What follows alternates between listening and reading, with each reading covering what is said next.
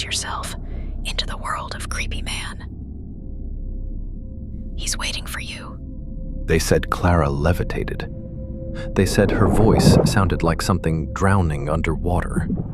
And some claimed she begged for her soul long after she'd already lost it. This is the real exorcism of Clara Germana Cele.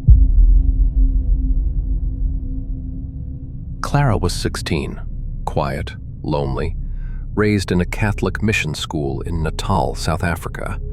She prayed every night for God to notice her. But silence can be dangerous.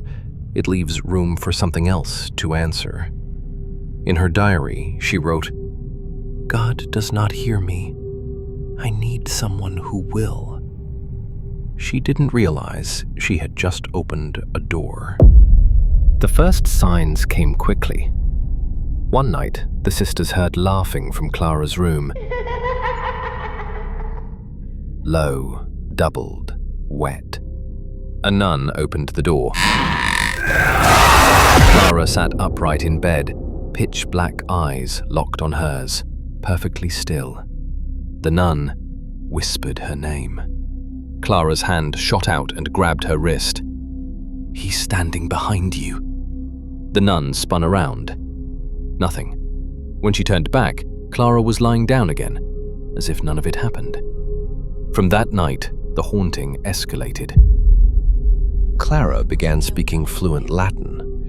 She exposed the nun's private sins.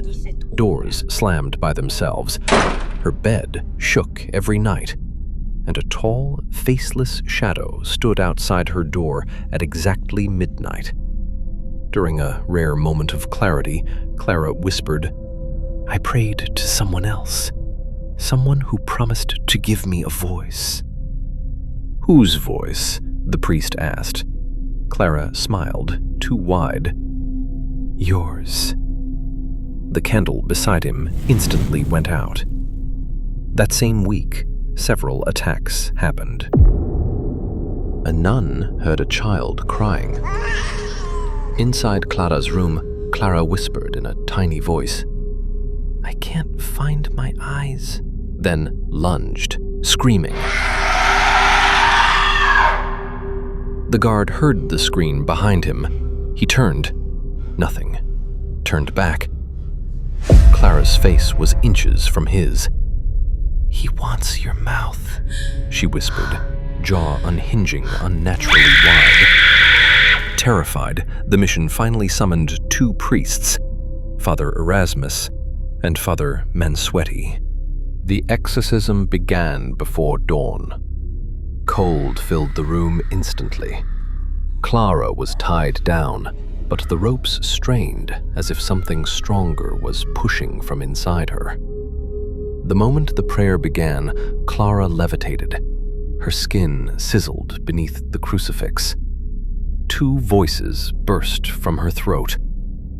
"She is ours." Dozens more followed. Men, women, even dead priests. One voice matched Father Erasmus perfectly. "I know where you sleep." A shadow peeled off her feet and crawled up the wall like a spider. It clung to the ceiling, then dropped behind Father Mansuetti. He turned. Clara was on the ceiling, bent backward, grinning down at him. "Join me," she whispered. But the priests continued. The demon tried one last trick. Clara's voice became calm, almost pleading. A life for a life. Give me one of you." And she walks free. The priests ignored it. They knew demons lie. They continued praying. The demon howled, furious that its bargain failed. Bang! A cabinet exploded open. Books flew across the room. Candles burst into darkness. Only Clara's glowing eyes were visible. A tall black figure formed behind the priests and rushed at them, then slammed into Clara so violently the bed frame split. "You cannot win." it roared. But the priests grew louder. Holy water burned her skin. Her body twisted violently.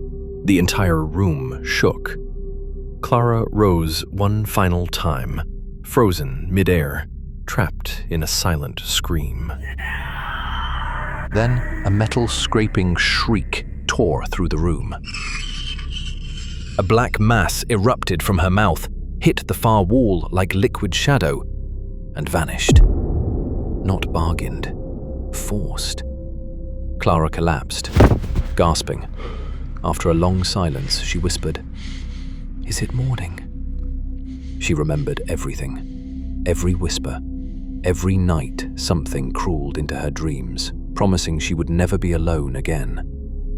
Before leaving the mission, she told the priests one last thing. "It didn't leave," she said. "It just went to someone else. Someone who prays to be heard." If this story didn't just scare you, but followed you into the quiet spots of your room, then you're exactly the kind of person these spirits like to notice. If you survived to the end, hit the like button so I know you're still here. And if you're new, subscribe to Mr. Creepy Man for more real exorcisms, true hauntings, and the nightmares people are too scared to talk about. Turn on the bell, because the next scream might be yours.